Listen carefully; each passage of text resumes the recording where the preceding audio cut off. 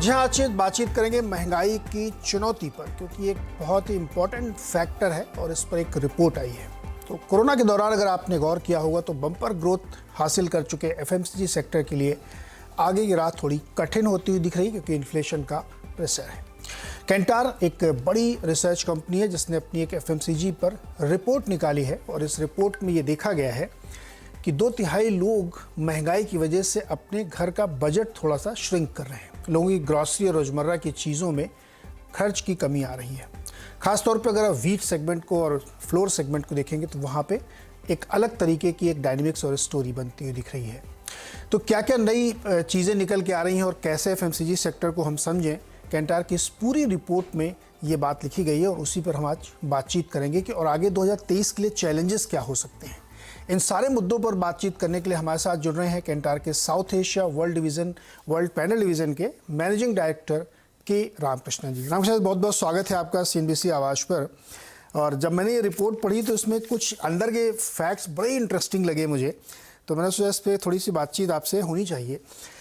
Sir, क्या ये जो बहुत ज़्यादा मैं नहीं बताऊँगा, आप बताइएगा कि ये जो पैटर्न दिख रहा है आपको स्पेंडिंग का रिसर्च में जो निकल के आया एफएमसीजी का, वो क्या खास तौर पे निकल के आ रहा है, खास तौर पे जो एकदम लेटेस्ट ट्रेंड दिख रहा है आपको? नमस्कार नीरज जी। ये ट्रेंड्स जो है हम पिछले साल से देखना चाहिए, मतलब 22 से देखना चाहिए। 22 में फर्स्ट हाफ में अगर देखा जाए तो महंगाई, इन्फ्लेशन का जो इम्पैक्ट जो था वो बहुत बड़ा था। वो पहले महसूस हुआ अर्बन में, मतलब शहर में।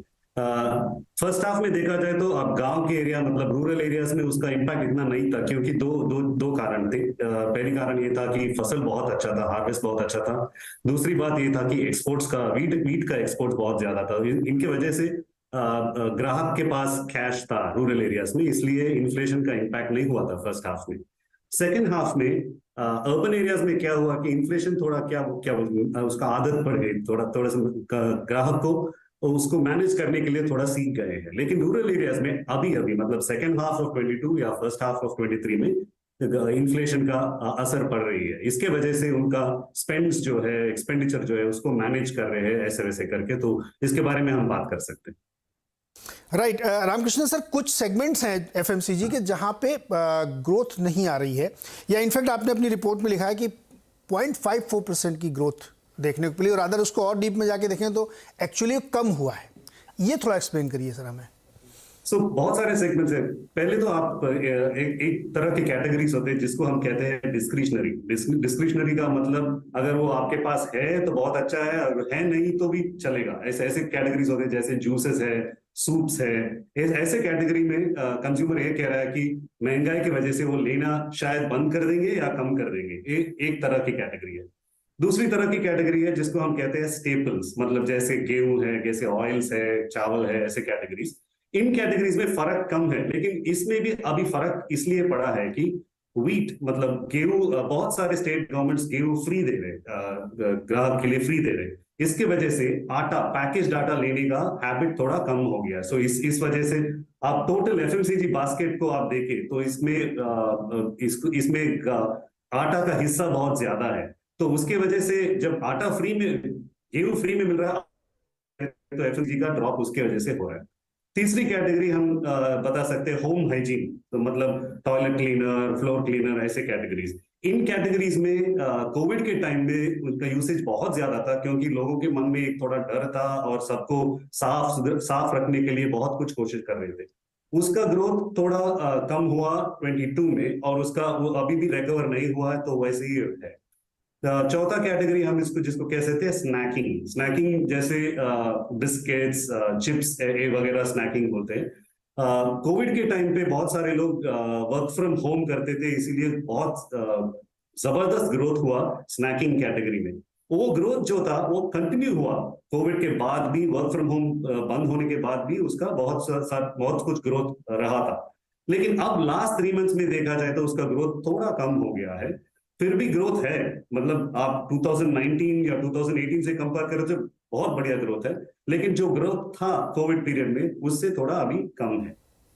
कन्वीनियंस फूड जिसको कहते हैं, जो रेडी टू कुक है, वो सब मसाले वगैरह, ऐसा है कि जब वर्क फ्रॉम होम कम हो जाता है, लोगों के पास टाइम कम है, ग्राहक के पास जब टाइम कम है तो कन्वीनियंस फूड्स का कंजम्पशन थोड़ा ज्यादा होता है। लास्ट कैटेगरी मैं बात करूंगा सॉफ्ट ड्रिंक्स या कोल्ड ड्रिंक्स के बारे में।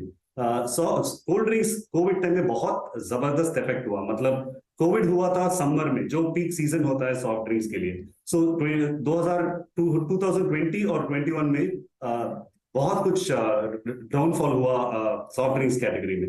वो 22 में रिकवर हुआ था, बहुत अच्छा सा रिकवरी हुआ था, लेकिन वो रिकवरी जो है अभी थोड़ा सॉफ्ट हो रहा है। ये लास्ट कैटेगरी है। सो ऐसे क्लासिफाई करके हम पता कर सकते हैं कि जो ग्रो हो रहा है, जो नहीं हो रहा है, ऐसा करके। तो यानी जब घर में थे तो पिज़्ज़ा मंगा के खाते थे, इसलिए वीट का कंजम्पशन बहुत था, कोल्ड ड्रिंक बहुत पीते थे, मूवीज़ बाहर जाके नहीं देखते थे लेकिन वैसे कंजम्पशन करते थे। अब वो ट्रेंड बदल रहा है, तो जैसे cold drink, movies, juice, eating out, personal grooming में यूटेंसिल क्लीनर्स में हो सकता है, लेकिन जो बार बार हाथ में लगाते थे वो शायद अब नहीं होगा, यानी सैनिटाइज़र की बिक्री कम हो रही है। तो सर अब ये बताइए, पुष्पा 2 आने वाली है तो क्या कम देखेंगे लोग क्या? वो कंटेंट के ऊपर है। वो मैं बता नहीं सकता, लेकिन ऐसा जनरली लोग जब बाहर जाके मूवी देखना या बाहर जाके खाना खाना फैमिली के साथ, इसका थोड़ा कंज्यूमर का ओपिनियन ये है कि महंगाई की बढ़ाने की वजह से वो थोड़ा कम करेंगे करके बोल रहे हैं। लेकिन कंटेंट अगर अच्छा हो, जैसे पुष्पा 2 बहुत अच्छा होगा, तो लोग जाएंगे ही जाएंगे। हाँ, ये बात बिल्कुल सही। अगर कंटेंट अच्छा है तो ज़रूर लोग देखने जाएंगे। अच्छा सर, अब ये बताइए मुझे कि हम लोगों को ये समझ में आ गया कि जो डिस्क्रिशनरी आइटम है, जिनको आप अवॉइड कर सकते हैं, जिनका बिना आपका काम चल सकता है, वहाँ पे मांग घटेगी क्योंकि लोगों के पास पैसे कम है और महंगाई है, इस वजह से नहीं करेंगे। एफएमसीजी वाली कंपनियों ने सर दाम भी बढ़ाए क्या पिछले 2-4 महीनों में खूब? एक्चुअली क्या है, दाम बढ़ने शुरू हुआ 2021 में शुरू हुआ। हाँ। और ज्यादा 22 में हुआ था। अभी एक्चुअली जो प्राइस इंक्रीज जो है वो थोड़ा सॉफ्ट हुआ है। इनफैक्ट कुछ कैटेगरीज में प्राइस कम भी हुआ है थोड़ा। लेकिन अगर आप उसको 2019 से कंपेयर करें या अर्ली 2020 से कंपेयर करें तो वो बहुत बड़ा ही है। पर कुछ कैटेगरीज ऐसा है जिसका दाम कम भी हुआ। लेकिन एफएमसीजी कंपनीज का सोच ऐसा है कि इसको कैसे कम करें। मतलब क्या एक पैकेट में वॉल्यूम बढ़ा दे। मतलब आप मान लीजिए 5 रुपए का पैकेट है, 10 रुपए का पैकेट है, जिसमें 7 ग्राम 7.5 ग्राम का कुछ वस्तु था, क्या उसको 8 ग्राम बना जाए, 8.5 ग्राम बनाया जाए, ऐसा सोच चल रहा है। या प्राइस ही कम कर किया जाए, ऐसे दोनों का सोच चल रहा है। लेकिन ऐसा है, अगर आप 2019 से कंपेयर करें तो प्राइस हायर तो है ही, लेकिन जितना इन्फ्लेशन, जितना महंगाई बढ़ी थी 2022 के फर्स्ट हाफ में, उतना अभी नहीं है। अच्छा, अभी खबरें ये भी आ रही कि एचयूएल ने कुछ चीज़ों के दाम घटाए, तो उसमें हो सकता है कुछ ग्रामेज की ट्विकिंग भी कर दी हो, जिससे हमें समझ में नहीं आया कि एक्चुअल में घटा नहीं, वो उतना ही है, लेकिन वो एफएमसीजी की ट्रिक हो सकती है। रामकृष्णन सर, लास्ट टाइम जब हम लोगों ने बातचीत की थी, एक और आपकी रिपोर्ट थी, तो एक ब्रॉडर पिक्चर में ये हम लोगों को दिखा था कि रूरल इकोनॉमी या एफएमसीजी कैटेगरी जहाँ पे बहुत डिस्ट्रीब्यूटेड है, उसमें ग्रोथ तो है।